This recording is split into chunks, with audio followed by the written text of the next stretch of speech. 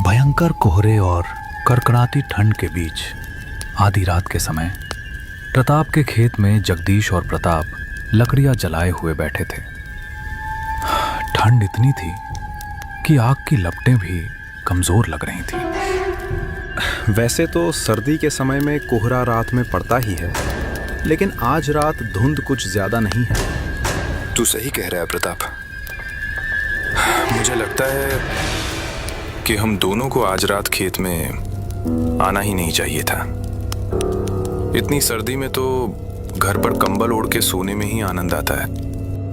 मुझे भी कोई शौक नहीं है जगदीश, लेकिन सर्दी में अक्सर जंगली जानवर खेत में घुसकर फसल खराब कर देते हैं। पिछली बार जब जंगली जानवर तेरे खेत में घुसे थे ना, तब मैं भी सर्दी में तेरी रखवाली करने तेरे साथ बैठा था। अरे प्रताप भाई, तुम तो बुरा मान गए। मेरा कहने का मतलब वो नहीं था। बस न जाने क्यों मुझे आज ये बड़ी हुई धुंध बड़ी ही अजीब सी लग रही है। जगदीश ने इतना कहा ही था कि तभी किसी स्त्री के चीखने की आवाज उस भयानक सन्नाटे को चीर गई। आवाज इतनी भयानक थी कि कड़कड़ाती हुई ठंड में भी जगदीश और प्रताप के शरीर पर पसीने की धाराएं बहने लगी। प्रताप भाई, क्या तुमने चीख सुनी? जाने किस औरत की चीखने की आवाज थी। तभी अचानक से तेज घुंघरू की आवाज उन दोनों के कानों से टकराई। प्रताप तुरंत घुंघरू की आवाज की दिशा की ओर बढ़ने लगा। प्रताप भाई, मुझे कुछ गड़बड़ लग रही है। मुझे लगता है कि हमें यहाँ से नहीं उठना चाहिए। अरे तू यहीं बैठ जगदीश, मैं अभी आता हूँ।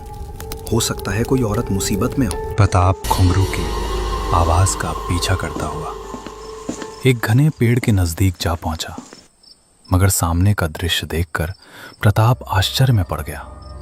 पेड़ के नीचे एक बेहद सुंदर युवती लाल वस्त्र पहने हुए प्रताप को प्रेम भरी नजरों से देख रही थी। कौन हो तुम?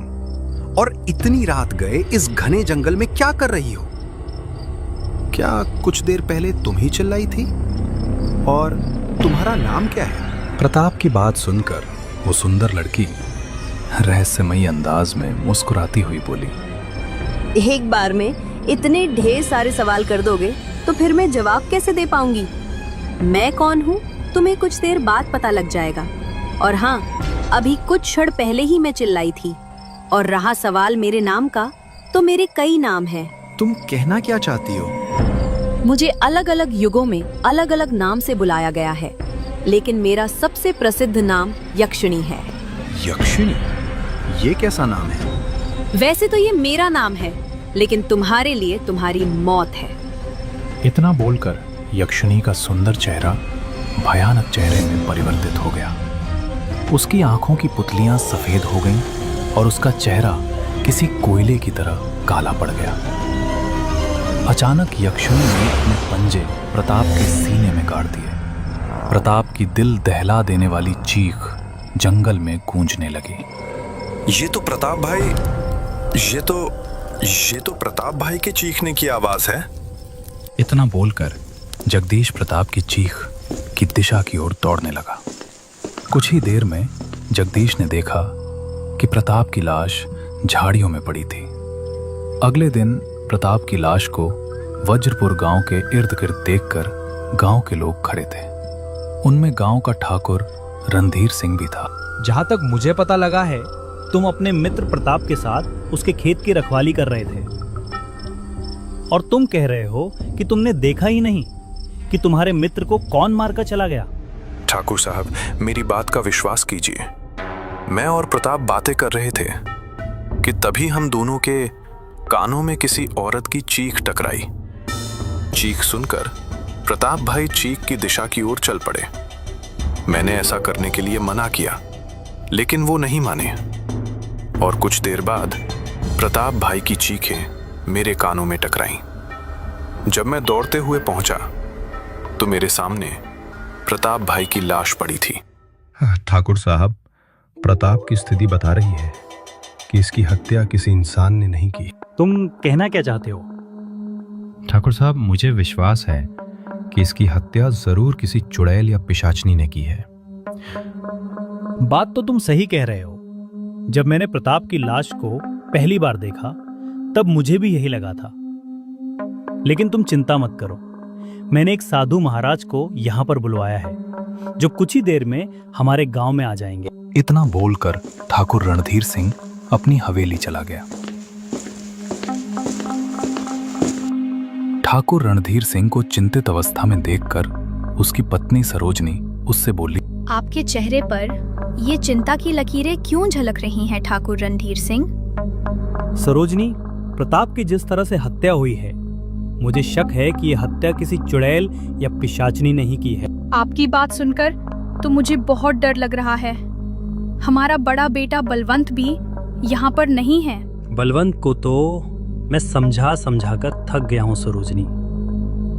पता नहीं वो अपनी जिम्मेदारी कब समझेगा। इतना बोलकर ठाकुर रणधीर सिंह अपने कमरे की ओर बढ़ गया। ठाकुर रणधीर सिंह अपने कमरे के अंदर घुसा ही था कि तभी उसके कानों में किसी लड़की की मधुर आवाज टकराई। कैसे हो ठाकुर? तुम्हारी चेहरे पर ये गुस्सा अच्छा नहीं लगता। आवाज सुनकर ठाकुर रणधीर सिंह ने जैसे ही पलट कर देखा तो वो आश्चर्य में पड़ गए। कौन हो तुम, और तुम मेरे कमरे में कैसे आई? तभी तेज हवा के झोंके के साथ ठाकुर रणधीर सिंह के कमरे का दरवाजा बंद हो गया। ये देख ठाकुर रणधीर सिंह बुरी तरह से डर गया। तुम तो ठाकुर हो, तुम्हारे ऊपर डर शोभा नहीं देता। मैं वही हूं जिसने प्रताप को मौत के घाट उतारा। विश्वास करो, उसका ताजा खून इतना स्वादिष्ट था, अभी भी उसके खून का जायका मेरी जबान पर है। अब देखती हूं तुम्हारा खून कैसा है, लेकिन तुम्हें मरने से पहले मैं तुम्हें बता देती हूं कि मैं कौन हूं। मुझे यक्षिणी कहते हैं। इतना बोलकर यक्षिणी का चेहरा फिर से भयानक चेहरे में परिवर्तित हो गया।